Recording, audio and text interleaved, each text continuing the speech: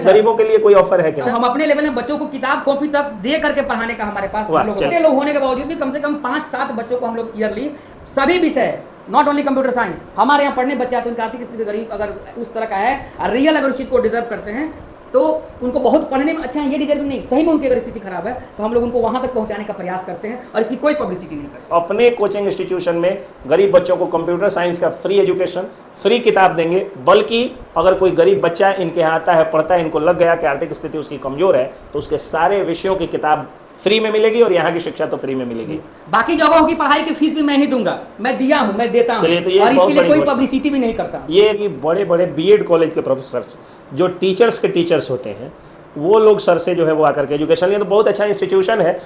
नमस्कार, जय हिंद, जय बिहार। मैं हूं आप सबका दोस्त वकील सह पत्रकार एसके पंकज। अभी मैं कचहरी जा रहा था और पिछले वीडियो में आप लोगों ने देखा कि मैंने शिक्षा व्यवस्था पर जिस तरह से शिक्षा महंगी हो गई है, वैसे में मैं एक तरह से कुठाराघात करते हुए एक वीडियो बनाया था।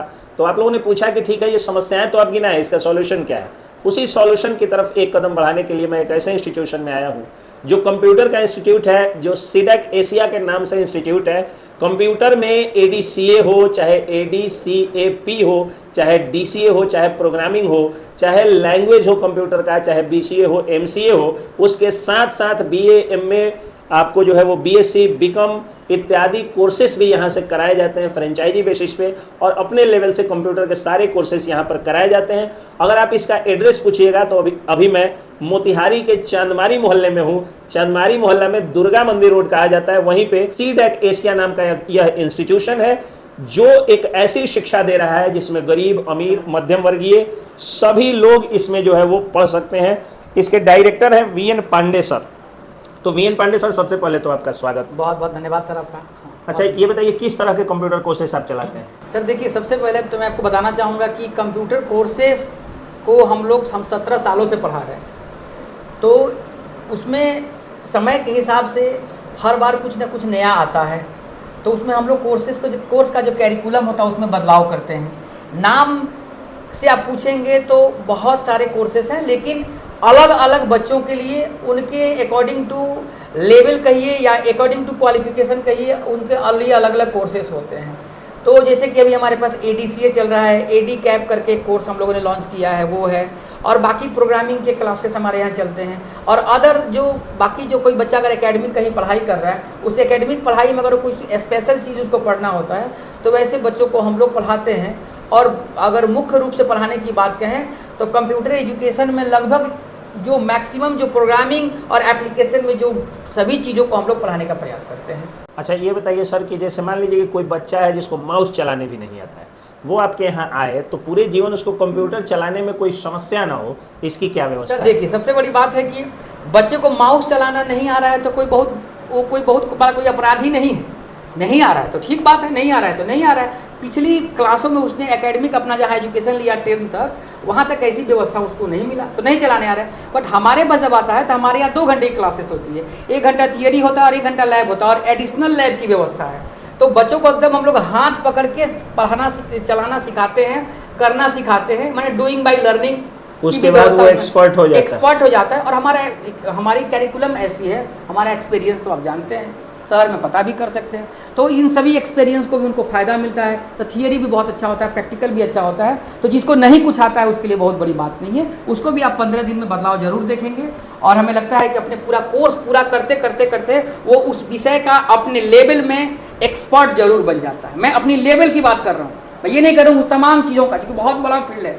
जितना वो पढ़ता है उतना क्षेत्र में एक्सपर्ट बन जाता है, क्योंकि एजुकेशन के ऊपर हम लोग का फोकस है और इसके अलावा कोई दूसरा काम नहीं है। तो इसी पर हम लोग का दिन रात R&D चलता रहता है, तो कोई दिक्कत इसमें नहीं। चलिए, अब ये बताइए कि कंप्यूटर पढ़ना या कंप्यूटर साइंस का एजुकेशन लेना क्यों जरूरी है? सर देखिए, कंप्यूटर साइंस का एजुकेशन ये बहुत बड़ा सवाल है। जल्दी से बहुत जल्दी में इसको जवाब बहुत जल्दी में इसका जवाब देने शायद पूरा नहीं हो पाएगा। कंप्यूटर एजुकेशन तो इसलिए आवश्यक है कि मैं एक बात कहता हूँ कि अगर आप कंप्यूटर के क्षेत्र में जाना है तो कंप्यूटर एजुकेशन चाहिए, लेकिन अब क्षेत्र में नहीं जाना है तो भी कंप्यूटर एजुकेशन चाहिए, क्योंकि कंप्यूटर एजुकेशन आपका एक माध्यम हो गया है दूसरी एजुकेशन को पाने का। जैसे आप अंग्रेजी के विद्वान हैं तो इंग्लिश एक भाषा, एक मीडियम है, इसी तरह से कंप्यूटर एक रिसोर्सेस है। वो एक संसाधन है, उस संसाधन के माध्यम से आप कहीं और पहुंच सकते हैं। मतलब कह सकते हैं कि लाइफ का वे ऑफ ट्रांसपोर्टेशन है, जिसके माध्यम से आप कहीं और पहुंच सकते हैं। इसकी अपने भी बहुत बड़ी क्षेत्र है, वहाँ जाना है तो इट्स वेरी नाइस, उस क्षेत्र में नहीं भी जाना है, किसी भी क्षेत्र में जाना है तो इतना तो पढ़ना ही पढ़ना है।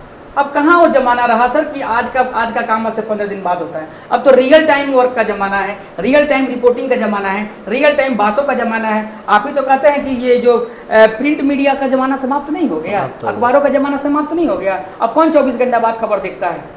अब तो आपका जो अखबारों का आपने जो 3 काम बताया था वो 3 काम ही रह गया है। तो अब डिजिटल मीडिया के ज़माना में डिजिटल एजुकेशन के ऊपर फोकस करना ही सर, डिजिटल मीडिया और डिजिटल एजुकेशन के लिए कंप्यूटर जरूरी है। हाँ। बच्चों को आप सिखा सकते हैं, अगर माउस नहीं चलाना है तो वहाँ से लेकर बिल्कुल वहीं से कंप्यूटर का विद्वान बन एकदम कोई दिक्कत नहीं। प्रौढ़ों को, बुजुर्गों को या हम लोग जैसे युवा को, मतलब जो न भूतपूर्व युवा है न भावी जो है बुजुर्ग हैं, यानी जो बाल बच्चेदार लोग हैं, ऐसे लोग जो नौकरी पेशे में हैं, उनको कैसे आप सिखा पाएं? 3-4 सवाल आपने किया।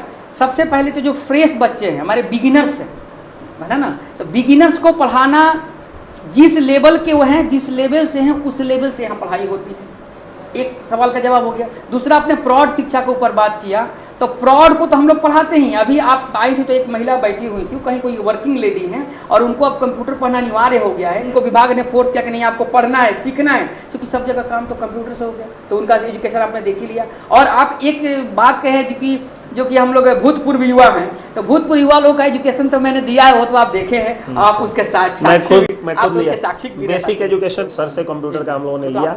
और केवल हम लोग नहीं बल्कि बड़े बड़े बीएड कॉलेज के प्रोफेसर जो टीचर्स के टीचर्स होते हैं, वो लोग सर से जो है वो आकर के एजुकेशन लिए। तो बहुत अच्छा इंस्टीट्यूशन है। और हम अंत में यही अपील करेंगे कि गरीब बच्चों को सर जितना कम से कम हो सके उतना फीस लीजिएगा। जो आवश्यक, जो जरूरतमंद लोग हैं उनको आप एजुकेशन देने के पॉइंट ऑफ व्यू से ये सर, मैं आपको एक छोटी सी बात इसमें जोड़ना चाहूँगा।